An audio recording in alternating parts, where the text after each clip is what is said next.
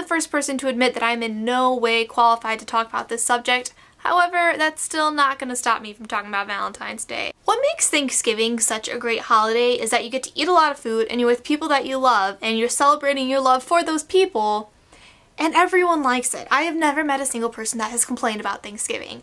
On the other hand, Valentine's Day is basically the same exact thing, except with more of an emphasis on romantic love, but yet people complain about Valentine's Day all the time. There's no end of the spectrum of a Valentine's Day person where you're like, yeah, I can tolerate you when talking about this subject. Because you either have the people that are really, really into Valentine's Day, and they're just making it rain like giant balloons and life-size teddy bears and boxes of chocolates, and it's just a little crazy. And then on the other hand, you have the Singles Awareness Day and it's a Hallmark holiday and I hate everyone. But it's like people on Justin Bieber, they either love him or they hate him, or Australians versus the rest of the world on Vegemite. Australians think it's the best thing ever, but the rest of the world's like, yeah, I understand why you guys are isolated from the rest of the world now.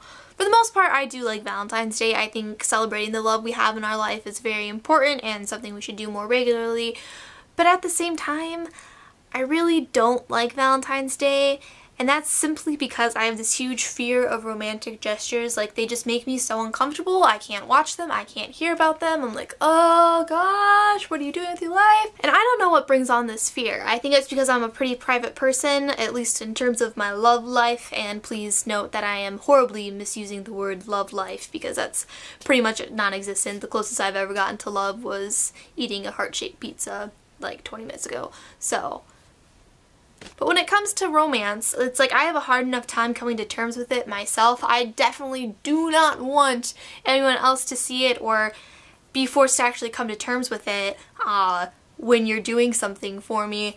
And I know this is a bad example, but like in The Notebook, when Noah sends Allie letters every day for an entire year, like I would not react like, oh my god, you love me so much. I'd react with, oh my god, I need a restraining order as fast as I can get one. What's going on? See, if someone wants to do something romantic for someone, I think that's totally fine and I'm happy for them. But when it's done in public, I just get a huge anxiety attack. Public proposals? Yeah, no. Forget it, I'm gone. I can't even watch. Earlier today, my French teacher was telling our class how she and her husband have been married for 43 years and how she still gets flowers every single Valentine's Day. And I thought that was the sweetest, cutest thing I've ever heard, and I thought how romantic it was, and I was like, you're my OTP, madame, OTP. And she was very confused. And then one of my other teachers, she's been married to her husband for a couple decades, and he still gives her flowers every Valentine's Day. But he sends them to school.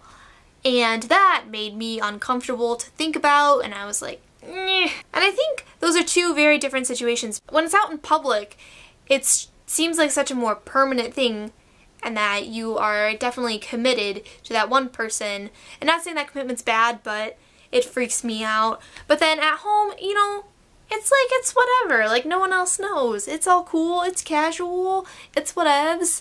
But when it's in public, like, everyone can see it, everyone knows about it, and it just makes me anxious. So with that being said, I hope that someday I can come to terms with the fact that romance will be a part of my life, hopefully, because I don't want to be one of the people that celebrates Singles Awareness Day every year, but I also don't want to become one of the overactive Valentine Dayers. Or I can just stick to celebrating Valentine's Day on the 13th and half-price candy day on the 15th. I am good either way.